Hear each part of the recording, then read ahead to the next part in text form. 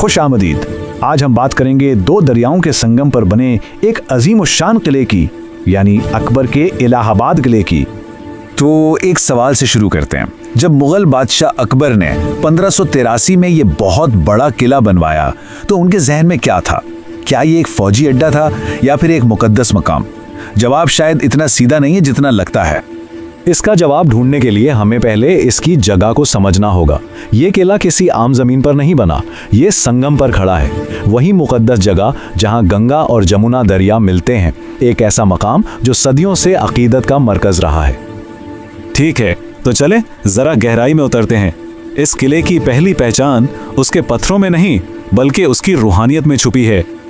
अकबर के अपने दरबारी मौर्रिख अबुल फजल लिखते हैं कि इस जगह का इंतखाब कोई इत्तेफाक नहीं था। अकबर ने जानबूझकर कदीम परयाग की मुकद्दस सरजमीन को चुना ताकि वो वहाँ एक अजीमुशान शहर बसा सके जो इस जगह की पाकीज़गी को और भी बढ़ा दे। और जो नाम अकबर ने इस जगह को दिया वो खुद एक पूरी कहानी है। इलाहाबाद यानी अल्लाह की तरफ से बरकत वाली जगह। तो ये सिर्फ एक किला नहीं था, ये इस बात का ऐलान था कि ये मकाम खुदा की नज़र में ख़ास है। और यहाँ ताकत और ईमान का एक हैरान अंगेज़ इम्तिजाज नज़र आता है। किले की दीवारें अक्सर वक्त एक बहुत कदीम और मुकद्दस बरगद के दरख्त की हिफाजत के लिए बनाई गई हैं। ये वही दरख्त है जो निजात की रसूमात का मरकज़ माना जाता था। लेकिन सिर्फ रूहानियत से इतने बड़े किले नहीं बनते। तो आइए मुकद्दस से हिकमत अमली की तरफ चलते हैं, क्योंकि अकबर का जहन जितना रूहानी था उतना ही शातिर भी था। देखें, उस वक्त सल्तनत के मशरकी इलाकों में बगावत की आग भड़की हुई थी। मुगल हुकूमत को मुसलसल चैलेंज किया जा रहा था। ऐसे में ताकत के एक बहुत वाज़े मुजाहरे की ज़रूरत थी। तो ये है अकबर की जहानत का कमाल। ये किला आप कह सकते हैं कि मखमल के दस्ताने में एक लोहे की मुट्ठी था। एक ही वक्त में ये अकीदतमंदों के लिए ईमान की निशानी था और बागियों के लिए खुली वार्निंग कि ये इलाका शहनशाह का है।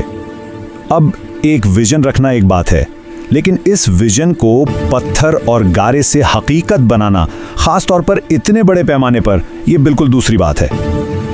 ये कोई मामूली किला नहीं था, ये अकबर का बनवाया हुआ सबसे बड़ा किला था। जरा तसव्वुर करें, 3 बड़ी बड़ी गैलरियां, आसमान से बातें करते हुए ऊंचे मीनार और एक बहुत बड़ी दीवार जो देखने वालों पर हैबत तारी कर दे। और इसको बनाने में जो वक्त लगा वो भी सोचने वाली बात है। कहा जाता है कि इसकी तामीर मुकम्मल होने में 40 साल लगे। 40 साल, ये एक नहीं बल्कि तकरीबन 2 नस्लों की मेहनत थी जो एक शहंशाह के ख्वाब को पूरा करने में लग गई। और इसमें काम करने वाले लोगों की तादाद तो नाकाबिले यकीन है। मोरखीन का अंदाज़ा है कि एक वक्त में इस किले पर 20,000 तक लोग काम कर रहे थे। ये कोई अफरादी कुव्वत नहीं थी, ये एक पूरा शहर था जो एक यादगार तामीर कर रहा था। तो सदियां बीत जाने के बाद आज ये किला हमें क्या बताता है? इसके पत्थरों में कौन सी कहानी महफूज है? ये सिर्फ एक इमारत नहीं है, इलाहाबाद का किला अकबर के दौर की पहचान का एक ठोस सबूत है। गहरी रूहानियत और बेरहम फौजी ताकत का एक बेहतरीन इम्तिजाज। और ये हमें एक आखिरी सोच पर छोड़ जाता है कि किस तरह ऐसी अजीम यादगारें अपने बनाने वालों की पेचीदा और अक्सर एक दूसरे से मुतज़ाद ख्वाहिशात की अक्कासी करती हैं, जहां एक ही दीवारों के अंदर इबादत भी है और ताकत का मुजाहरा भी।